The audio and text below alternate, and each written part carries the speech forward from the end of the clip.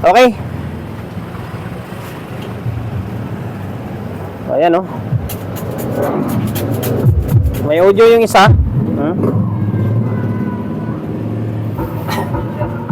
Ayan, meron. Tanggalan ko ng flashlight. Oh, meron, di ba? Itong isa, wala oh. Oh, wala. Walang audio yung isa. Concert na K2. Yung may-ari nito, nakalimutan ko na. Nalista yata yung pangalan. Basta bahala na.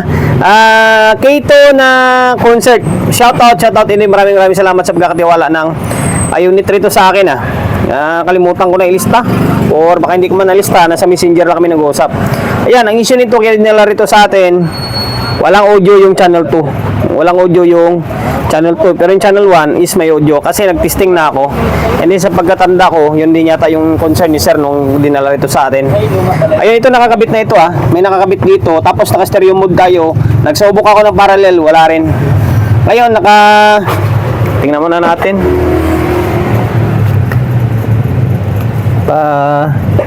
Parallel o stereo sa gitna. Ayan, naka-stereo.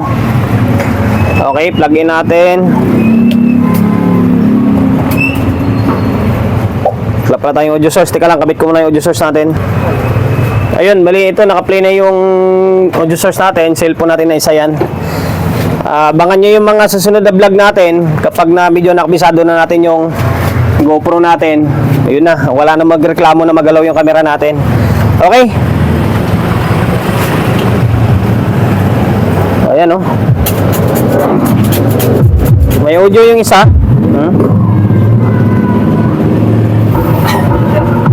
Ayan, meron. Tanggalan ko ng flashlight. Oh, meron, di ba? Itong isa, wala oh. Oh, wala. Walang audio yung isa. Ayan, para mabilis yung video natin. Baklasin na natin to. Buksan natin, tingnan natin kung ano yung pinaka-issue dun sa loob para fix na natin. Nabuksan ko na yung takip or natanggal ko na yung takip. Ito lang pala yung laman ng K2. Yan na K2 na concert to 2 pairs. Dalawang piraso lang din kapasitor niya. Naka-center top. 80 volts ang ginamit. Ibig sabihin, yung supply nito baka mga nasa 60 lang ito or wala pa. O ayan 80 lang yan Tapos ganito lang kahaba yung board niya. Bali 2 pairs lang siya. Ayan. Sa mga hindi pa nakakita ng K2. Okay. Ngayon, nagsukat na ako ng bias. Working to. Working yung bias niya. Ayan, pakita ko sa inyo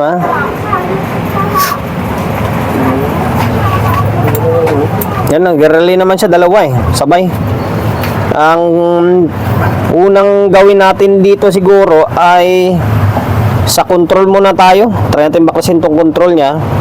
Check natin kung may resistance pa yung control or wala na. Pag wala, di palitan natin. Kapag ganun pa rin, dako tayo rito sa may switch niya. Baka mamaya sa switch ang problema. Kasi dito, working to.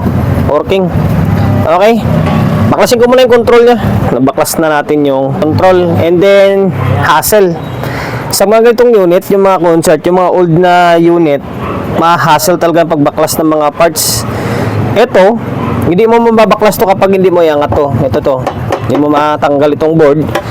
Kasi yung tornilyo dito sa loob. Ngayon, nakaharang yung heatsink na yan. Paano mo siya susungkitin? Kahit na maiksi yung kuwang ko, maiksi naman yung ito ko, langanin pa rin. Kaya need pa rin talaga itanggalin, iangat ito. Yan ang problema. So ngayon, nabaklas na natin to and then confirm.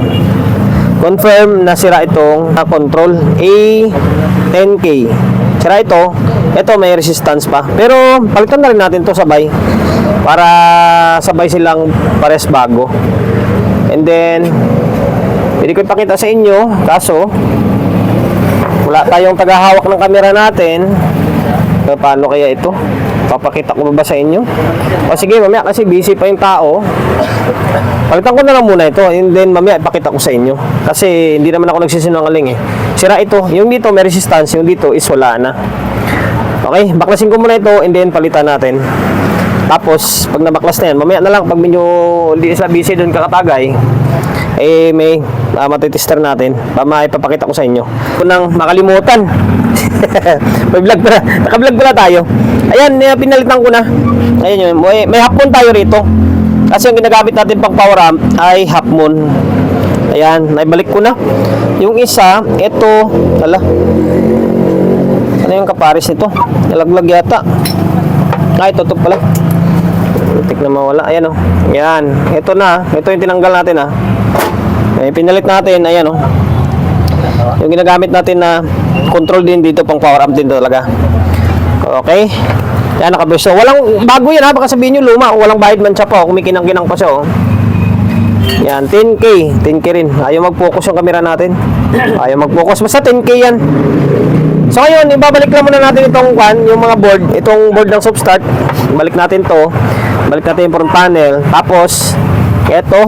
Yan, mabilis ang vlog na to in case na magiging normal na. Ito, balik natin to.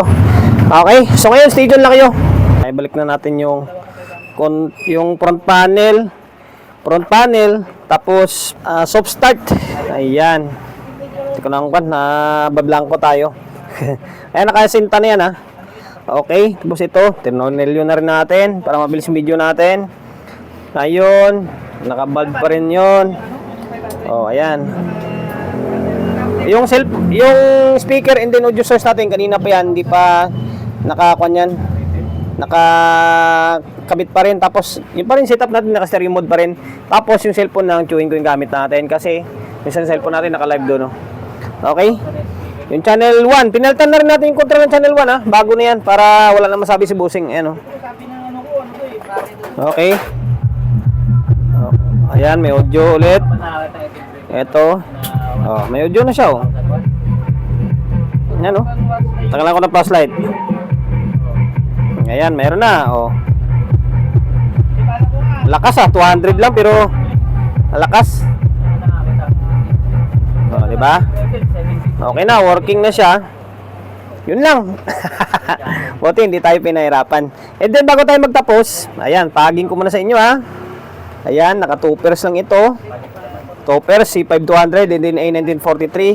Capacitor, 80 volts lang na, ayan, isang pares lang tawag dito.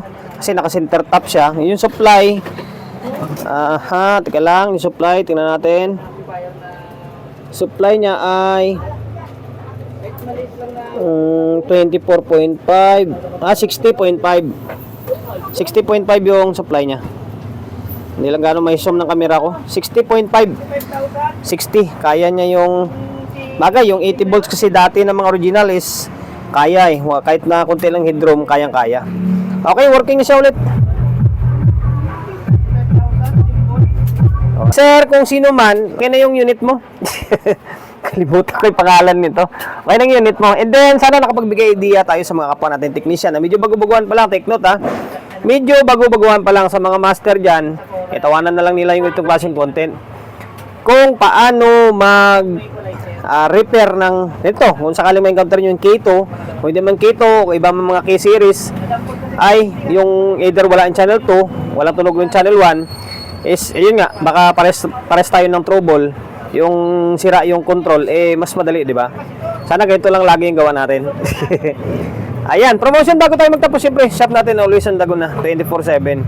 Sa mga gustong magpa-repair along sa Uyo, Quezon City, number 61, Don Julio, Gregorio Street, sa Uyo Road, sa Uyo, Quezon City. Social media pages natin, so hindi pa nakapag-follow, paki-follow, and then siyempre paki-share ng video natin sa my Facebook, YouTube channel. So hindi pa nakapag-subscribe, paki-subscribe, like, share, and then siyempre paki-hit ng bell button sa gilid para updated ka sa mga susunod na video na i-upload ko. Ingat, God bless, and then peace out in lahat.